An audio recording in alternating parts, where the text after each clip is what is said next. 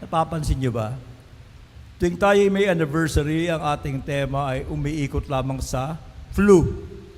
Faith, Love, and Unity. Amen?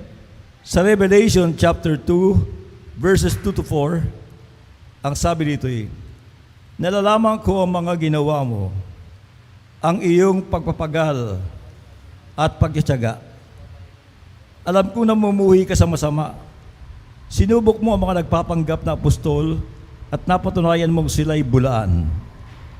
Alam ko ring matyaga ka, nagtiis ng maraming hirap alang-alang sa akin at hindi nanlupaypay.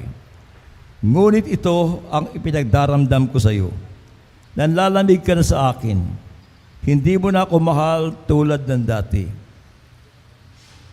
Nabawasan ang kanyang pagmamahal.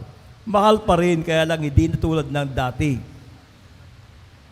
Siguro, nagbago yung kanyang performance. Yung dating sipag, unti-unting nawawala. At marami pang pagbabago, mga kapatid. Ito sabi ng ating Panginoon para makarecover ka. Alalahanin mo ang dati mong kalagayan. Pagsisihan mo at talikdan ang iyong masasamang gawa. At gawin mong muli ang ginawa mo noong una. Kapag di ka nagsisi, paririyan ako at tatanggalin sa kanilalagyan ang iyong ilawan. So ang paraan para magkaroon tayo ng spiritual revival ay walang iba kundi ang ating pong alalahanin yung dati nating kalagayan. Saan ba tayo dinampot ng Panginoon? Sa putik, sa wala, dati mga walang-wala. Pero nung nagkameron, nagwawala na, mga kapatid. Alam niyo sa gawain, mga kapatid, yung mga victorious, yung mga gamit na gamit, hindi ko naman nilalahat yung mga successful, ito madalas ang problema. Yung mga gifted, ito problema.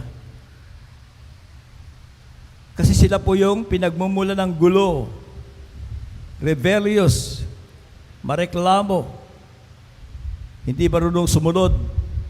At yung iba, humiwalay pa. Pag sinabing si Kristo ang sentro ng buhay mo, lahat ng area ng buhay mo, lahat ng areas ng buhay mo, si Kristo ang Lord.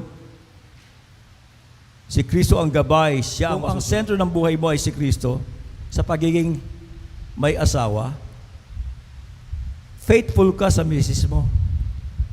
Hindi ka magtataksil, hindi ka gagawa ng anumang bagay na ikasasakit ng kalooban ng asawa. Kung si Kristo naman ang sentro ng iyong pagiging ama, hindi ka magiging pabayang ama. Hindi ka magsusugal, uuwi ng gabi, etc., etc., at lasing pa. Sapagkat yun ay irresponsibility.